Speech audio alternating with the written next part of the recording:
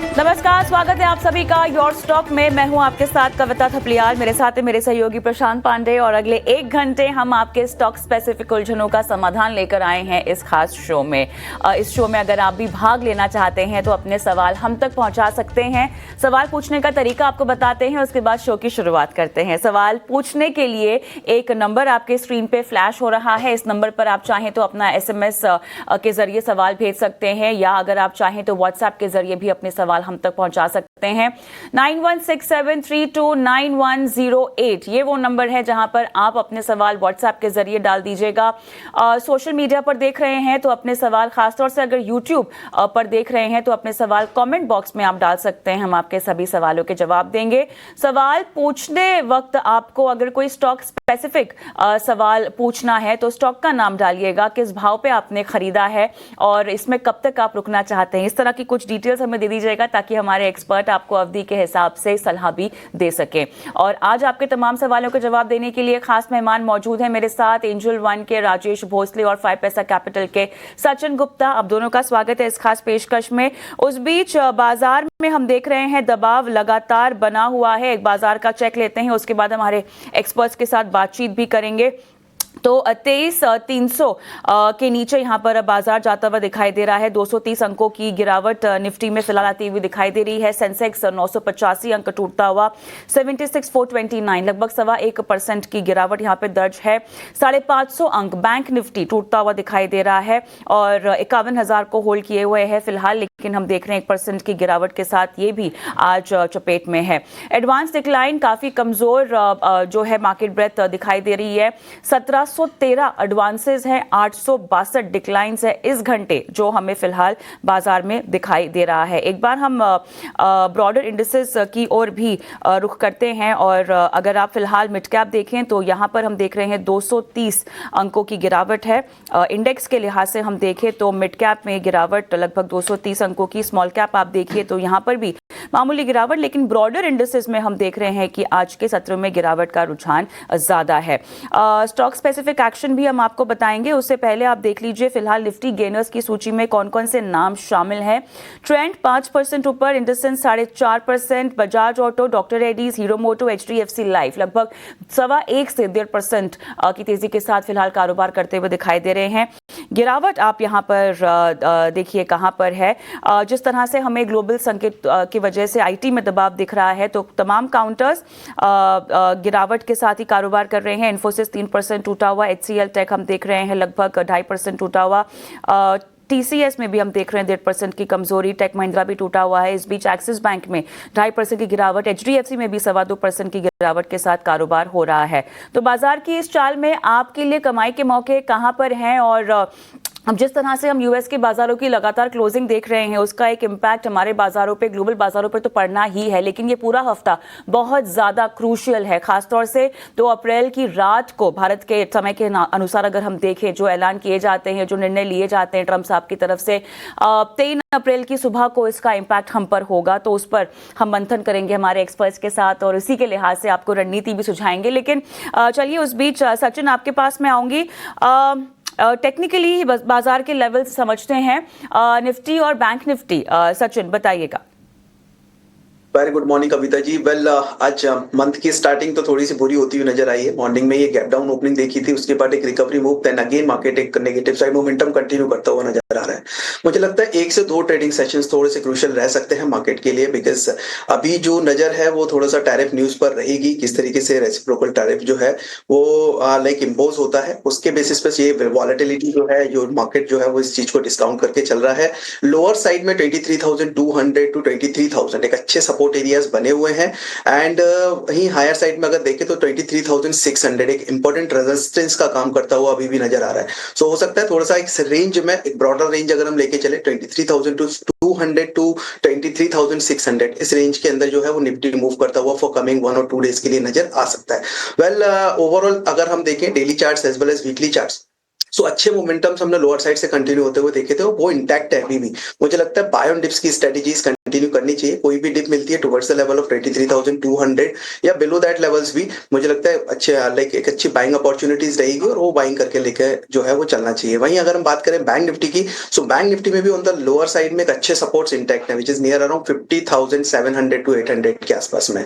वहां उन लेवल्स पर अगर बैंक निफ्टी भी मिलता है अराउंड दैट लेवल्स पर, definitely one can look for the buy because एक अच्छी अपॉर्चुनिटीज रहेगी। बट यस, 1 से 2 ट्रेडिंग सेशन जैसे कि हमने बात की, थोड़ा सा जो लगता है मार्केट के अंदर वो पेन कंटिन्यू रह सकता है, बट सपोर्ट्स इंटैक्ट है और जब तक ये सपोर्ट्स इंटैक्ट है पूरी पॉसिबिलिटीज फर्दर रिवर्सल्स की ऑन दी हायर साइड में देखने को मिल सकती है। बैंक निफ्टी में अभी के लिए ऑन दी हायर साइड में अगर रेजिस्टेंस कंसीडर करें तो वो आ रहा है करीब 51,600 के आसपास में, जो कि एक इंपॉर्टेंट हर्डल बना हुआ है। ये है निफ्टी और बैंक निफ्टी के लेवल्स जो सचिन ने आपको बताए, और इसका ध्यान रखिए इस तरह के मार्केट में जब ऊपरी स्तरों से दबाव लगातार हावी होता नजर आए तो लेवल्स का ध्यान रखना बेहद आवश्यक है। चलिए पहली कॉलर को अपने साथ जोड़ते हैं। हमारे साथ प्रिया जुड़ चुकी हैं। प्रिया, गुड मॉर्निंग, कहां से बात कर रही हैं? गुड मॉर्निंग, मैं पुणे से बात कर रही हूँ। बताएं प्रिया, क्या मदद की जाए आपकी? मैंने डेटा पैटर्न की शेयर्स लिए हैं @2810। आपने स्कॉट्स क्यूबोटा भेजा हुआ है, वो आपके पास डेटाबेस में है। स्कॉट के 10 शेयर्स है, 10 है 4138। ठीक है, @4138। तो मैं इसमें क्या एवरेज करूं, कब कर सकती हूँ? मैं पुल कर सकती हूँ वैसे। ठीक है, तो मतलब average आप हड़बड़ी में नहीं है, आप समय दे सकती हैं इस स्टॉक को। चलिए ठीक है। राजेश जी, मैं आपके पास आऊंगा। गुड मॉर्निंग, प्रशांत बात कर रहा हूं। बताइए स्कॉट्स क्यूबोटा पे क्या राय बन रही है? प्रिया ने थोड़ा ऊपरी स्तरों की खरीदारी की है 4,138 के लेवल पे। पूछ रही है कि क्या इन लेवल्स पे जो है वो एवरेज की गुंजाइश बन रही है और समय सीमा की कोई पाबंदी नहीं, ये इस स्टॉक में रुकना चाह रही हैं। देखिए प्रशांत जी नमस्कार, गुड मॉर्निंग। देखिए एस्कॉट्स में हमने 2 वीक पहले देखा था कि एक रेंज ब्रेकआउट आया था और एक डबल बॉटम पैटर्न ब्रेकआउट भी देखने को मिल रहा है। तो ओवरऑल एक टर्न अराउंड एस्कॉट्स में देखने को मिल रहा है एंड एक्सपेक्टेड है कि स्टॉक जो है यहाँ से फर्दर रैली हो सकता है टुवर्ड्स 3,300 टू 3,400। तो बायस डेफिनेटली पॉजिटिव है। अगर इनको एवरेज करना है तो डिप में बाय कर सकते हैं। जो ब्रेकआउट लेवल था वो समवेयर अराउंड 3,200 के आसपास था। तो कोई भी डिप आता है वहां तक तो वहां पे बाय करने की रणनीति रखनी चाहिए। ऊपर में 3,400 टू 3,500 लेवल्स एक्सपेक्ट कर सकते हैं स्कॉट्स में। चलिए आगे बढ़ते हैं, नरेश का सवाल लेते हैं। ये हमारे साथ लाइव ऑनलाइन पर जुड़े हुए हैं। नमस्कार नरेश जी, कहाँ से बोल रहे हैं सर आप? नरेश साहब, आपको मेरी आवाज आ रही है? चलिए, मुझे लगता है इनको हमारी आवाज़ नहीं आ रही है, लेकिन इनसे जब बातचीत होगी तब जुड़ेंगे। लेकिन सवाल इनका है मेरे पास। सचिन, खरीदारी कर रखी है टीटागढ़ में इन्होंने और 822 का अपना ये लेवल बता रहे हैं खरीदारी का। रोज़ गिरावट हो रही है और 665 का जो लो छुआ हुआ है उसके बाद से काफ़ी परेशान है। मेरे ख्याल से एक नियर टर्म आउटलुक जो है इनको दे देना चाहिए। लगभग 80 क्वांटिटी है इनके पास, 822 है इनकी खरीदारी का लेवल। वेल कविता जी, मेरे हिसाब से इनको यहाँ पे बने रहने चाहिए। 822 बहुत ज्यादा दूर का लेवल नहीं है। ऑलरेडी स्टॉक करीब 802 के आसपास में चल रहा है और कंसोलिडेट हो रहा है ऑन दी हायर साइड में। अप साइड में मुझे लग रहा है 830 एक इंपॉर्टेंट लेवल है। वो जैसे ही ब्रेक होते हैं 890 टू 920 तक के लेवल्स को ये चेस करता हुआ नजर आ सकता है। तो स्टॉक में बने रहने की सलाह रहेगी कि स्टॉप लॉस जरूर सजेस्ट करूंगा। लोअर साइड में एक स्टॉप लॉस 760 बिलो का प्लेस कीजिए और उसके साथ पोजीशंस में बने रहिए। अपसाइड टारगेट्स 890 920 वो कंसीडर करके चल सकता है। टीटागढ़ रेल पर आपको मिलती हुई लेवल्स का ध्यान रखिए। चलिए अगले जो दर्शक हैं उन्होंने यूट्यूब पर अपना सवाल भेजा है। इनका नाम है निशांत और इनके पास 50 शेयर हैं एनटीपीसी ग्रीन एनर्जी के। 125 रुपए के आसपास इन्होंने खरीदारी की हुई है और इनके पास एक और स्टॉक है स्टेट बैंक ऑफ इंडिया यानी एसबीआई, और ये इन्होंने 744 के आसपास के भाव पे खरीदा हुआ है। तो दो स्टॉक की चर्चा कर लेते हैं, एक तो एनटीपीसी ग्रीन एनर्जी और दूसरा एसबीआई। इन दोनों पर राय एक बार लेते हैं। राजेश जी, मैं आपके पास आना चाहूंगा। एनटीपीसी ग्रीन एनर्जी 125 रुपए का भाव है और एसबीआई 744 के आसपास की खरीदारी है। निशांत को क्या सलाह होगी इन दोनों स्टॉक पे? देखिए टेक्निकली एनटीपीसी ग्रीन का डेटा जो है लिमिटेड है, न्यूली लिस्टेड स्टॉक है, बट रिसेंटली हमने देखा है कि डेली चार्ट में एक higher top higher bottom structure बना है। तो ये जो हायर बॉटम है समवेयर अराउंड 90 के आसपास हायर बॉटम है, तो वो स्टॉप लॉस रख के बाय को होल्ड रख सकते हैं। ऊपर में जो रेसिप्रोकल रिट्रेसमेंट्स आ रहे हैं वो आ रहे हैं अराउंड 115 120, तो 90 के स्टॉप लॉस से होल्ड रखिए, 115 120 के आसपास चार्ट्स को रीचेक करना होगा। दूसरा जो स्टॉक पूछा है वो है स्टेट बैंक पे। देखिए आज पीएसयू बैंक्स में कहीं ना कहीं पॉजिटिव ट्रैक्शन है, डिस्पाइट मार्केट में वीकनेस है। स्टेट बैंक में भी एक सॉफ्टवेयर फॉर्मेशन देखने को मिल रहा है, तो बायस पॉजिटिव है। एक्सपेक्ट करें कि स्टॉक जो है यहाँ से 800 820 एक्सपेक्ट कर सकता है टुवर्ड्स इट्स 200 डे में। तो फिलहाल के लिए होल्ड रखिए। नीचे में अगर आपको स्टॉप लॉस रखना है तो 750 का स्टॉप लॉस रख सकता है, 810 820 के इमीडिएट टारगेट्स के लिए। तो ये है राय आपको आपके दोनों स्टॉक पर मिलते हुए, और विकल्प भी आपको सुझा दिए गए। चलिए आज पेशकश अब वक्त हो चला है ऑप्शंस के चैंपियन का।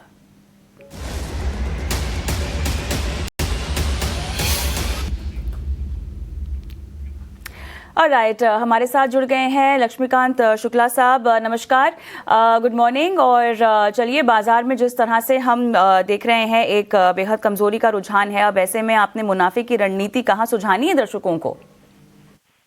सुप्रभात कविता जी। तो मार्केट की वीकनेस को देखते हुए हमें लगता है कि आने वाले समय में थोड़ा सा ये वीकनेस बढ़ भी सकता है। तो आज के ऑप्शन चैंपियन में हमने इन्फोसिस का जो पुट ऑप्शन है 1520 का, उसको रिकमेंड किया है। अगर हम स्टैंड अलोन चार्ट पे देखते हैं तो Infosys already inverted pole and flag का ब्रेकडाउन दे चुका है, और उसका जो क्रूशियल सपोर्ट था 1545 उसके नीचे ये स्टॉक अभी ट्रेड कर रहा है।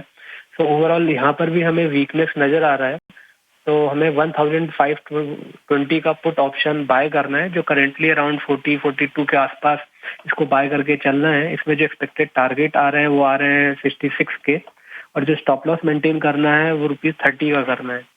तो अगर एक्सपेक्टेड टारगेट अचीव होते हैं तो वहाँ पर जो रिवॉर्ड है वो आ रहा है अराउंड 9600 का, और जो रिस्क है वो हमें दिखाई दे रहा है अराउंड 4800 रुपीज का। तो इन्फोसिस का 1520 का पुट ऑप्शन बाय करके चलना है। ठीक है, तो ये है राय आपको लक्ष्मीकांत जी की तरफ से मिलती हुई। शुक्रिया करेंगे लक्ष्मीकांत जी। इन्फोसिस की 1520 की पुट आपको खरीदनी है, 40 से 42 के प्रीमियम पर आपको मिलेगी। लक्ष्य 66 का, स्टॉप लॉस यहां पर 30 रुपए रखना है। अधिकतम मुनाफा 9600 तक का और नुकसान 4800 तक का हो सकता है। लेकिन इसी के साथ सेबी का स्टैंडर्ड रिस्क डिस्क्लोजर भी आपको बता देते हैं, जो बताता है कि फ्यूचर और ऑप्शन ट्रेडिंग में नुकसान बहुत है। 90% लोग इसमें पैसा गंवा बैठते हैं, इसलिए सोच समझकर यहां पर ट्रेडिंग इनिशिएट कीजिए और अपने वित्तीय सलाहकार यानी फाइनेंशियल एडवाइजर की सलाह जरूर लीजिए। चलिए अगला सवाल यूट्यूब से लेते हैं। जितेंद्र पाराशर हमारे एक दर्शक हैं, इन्होंने टाटा स्टील का शेयर खरीदा हुआ है और इन्होंने 157 के भाव पे खरीदारी की हुई है, और इन्होंने पूछा है कि क्या इसमें बने रह सकते हैं। 1 साल का नजरिया लेकर चल रहे हैं। राजेश जी, मैं आपके पास आना चाहूंगा। 1 साल के नजरिए के हिसाब से टाटा स्टील आपको कैसा लगता है? मैं एक बार इनकी बाइंग प्राइस फिर से आपको बता देता हूं कि ये इन्होंने खरीदारी मतलब इसी भाव के से थोड़ा सा ही ऊपर ली हुई है। देखिए लास्ट 2 महीने में काफ़ी अच्छा पॉजिटिव ट्रैक्शन देखने को मिला है टाटा स्टील में, बट डेफिनेटली मार्केट में कहीं ना कहीं हायर लेवल से प्रॉफिट बुकिंग हुई है, तो उसके साथ साथ टाटा स्टील में भी करेक्शन आया है। बट हम एक्सपेक्ट करें कि समवेयर अराउंड 145 140 की रेंज में काफ़ी अच्छा सपोर्ट है, एक हायर बॉटम है और 200 डीएमए भी है, तो बाय ऑन डिप की रणनीति रख सकते हैं। 140 145 का एक स्ट्रॉन्ग सपोर्ट है। हायर साइड में ऊपर में 156 का एक रेजिस्टेंस है, जैसे ही ऊपर उसके ऊपर सस्टेन करता है प्राइमरी अप ट्रेंड रिज्यूम हो जाएगा, एंड फिर 175 180 के टारगेट्स भी एक्सपेक्ट कर सकते हैं। तो शॉर्ट टर्म के हिसाब से थोड़ा सा वॉलेटाइल रहेगा, बट लॉन्ग टर्म के हिसाब से डेफिनेटली चार्ट स्ट्रक्चर पॉजिटिव हुए हैं। 170 और उसके बाद 190 के टारगेट्स भी एक्सपेक्ट कर सकते हैं। राइट, चलिए, तो यहाँ पे टाटा स्टील में फिलहाल ये सलाह, लेकिन नवल किशोर हमारे दर्शक हैं यूट्यूब के जरिए, इन्होंने आईओसी पर सवाल पूछा है। 570 क्वांटिटी है इनके पास, सचिन, और ये अपनी बाइंग प्राइस बता रहे हैं 140 है और रुकने का समय इनका काफ़ी बेहतरीन है। 1 साल का समय जो है ये देना चाहते हैं। अब जिस तरह से इन्होंने अपना रणनीति का समय रखा है, टेक्निकल और नियर टर्म ट्रिगर्स यहाँ पे थोड़े से डिमिनिश होते हुए इनको फ़ायदा दिलाएंगे। लेकिन आप अगर कोई एक रेंज ऑफ टारगेट इनको देना चाहे चार्ट्स को देखकर, तो वो क्या होगा? वेल कविता जी, अच्छी रिकवरी देखिए, करीब 110, 112 वो लेवल्स थे जिनको स्टॉक जो है एज एन सपोर्ट कंसीडर करके एक अच्छे बार जो है वो अपमूव कंटिन्यू करता हुआ नजर आया है। रिसेंटली अगर देखें डेली चार्ट्स पर एक छोटा सा कंसोलिडेशन है, वो कंसोलिडेशन के जो लेवल्स हैं, ब्रेकआउट्स जोन बन रहे हैं, वो बन रहे हैं 134 के। मेरे हिसाब से 134 जैसे ये लेवल्स ब्रेक होते हैं, अपसाइड पोटेंशियल्स, इमीडिएट टारगेट्स करीब 150, 160 वो लेवल्स चेस करते हुए नजर आ सकते हैं। हालांकि इनका नजरिया 1 साल का है, मेरी सलाह इनको डेफिनेटली यहाँ पर होल्ड करने की रहेगी। वंस प्राइस सस्टेन अबव 134, एक अच्छे ब्रेकआउट जो है वो कंटिन्यू होते हुए नजर आएंगे। अभी के लिए लोअर साइड में एक स्टॉप लॉस जरूर सजेस्ट करूंगा, वो स्टॉप लॉस रहेगा 122 का। सो 122 के स्टॉप लॉस के साथ में बने रहिए। नियर टर्म टारगेट्स हो सकते हैं 150 टू 155 के, और अगर उसके ऊपर भी स्टॉक सस्टेन होता है तो फिर पॉसिबली 170 तक की रेंज को भी टेस्ट करता हुआ नजर आ सकता है। पर ये रणनीति बताते हुए सचिन, और चलिए अब वक्त हो चला है हमारी बेहद खास पेशकश शेयर जरा संभल कर का।